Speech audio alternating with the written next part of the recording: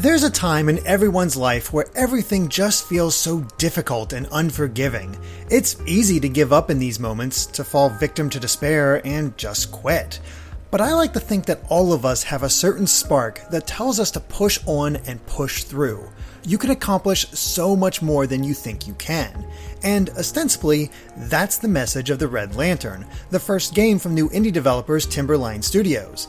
But is their journey through the Alaskan wilderness worth taking in the first place? Well, let's take that first step and find out. Players take the role of a nameless woman looking to find purpose in her life. Med school has not been going well, and inspired by stories of dog sledding in Alaska by an old friend, she decides that if she can do this, she can do anything. The goal is to recruit a team of dogs for her sled, then trek across an untamed expanse of Alaska to reach a cabin marked by a red lantern.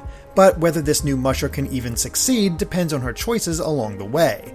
It's a simple story bolstered by the near constant narration of the protagonist. She is always talking to herself or the dogs, making it easy to feel a connection, especially with the natural delivery of veteran voice actor Ashley Birch. I truly felt compelled to make it to the end and show this young woman that she was capable of succeeding. Thankfully, that success is only a matter of determination. The Red Lantern begins with players choosing their team of dogs, with each one having their own quirks that could affect the run. For instance, one of the dogs I chose was afraid of elk, meaning I occasionally would be forced to run from a potential meal. Another had experience in the wild, and I could rely on their instincts in certain situations. Once the dogs were picked, I started on the trail with a little meat, a handful of bullets for an old gun, and a single med pack in case of injury. It should be noted that there's not much to control during these runs. The dogs will follow the trail just fine, with frequent forks in the path determining exactly how you'll, hopefully, reach the Red Lantern. It felt odd at first, but leaving the control mostly to the dogs felt natural in this environment, and I ended up not minding at all. In many ways, the Red Lantern is a cross between a choose-your-own-adventure book and a roguelite. At various points during the journey, I could opt to check out something strange or just pass by. It could be an opportunity to hunt an animal for meat, rip birch bark from a tree to act as a fire starter, or find more bullets or even a med kit. That said, each of these stops come at a cost: my hunger. It is probably the most important aspect in the game, as not only do I need to stay fed, but the dogs as well, and we all pull from the same stock of meat. How that hunger drains is slightly different though, with the dog's hunger draining after every marker, while my own dropped from checking out points of interest along the trail. The dogs were also able to eat the meat raw, while bark had to be used to start a fire and cook the meat for the musher. More likely than not, you're going to starve on your first run because managing the food between you and the dogs is a tricky balance, but that's where the roguelite elements come in. Even if you do fail, it's treated as a dream, a premonition of what might happen and how you should better prepare for the wilderness. So the musher could learn to bring more bullets, more initial food, and more bark. This is only the tip of the iceberg though, so to speak. If you choose to explore certain hotspots, it's possible that you'll find other tools to help on the journey.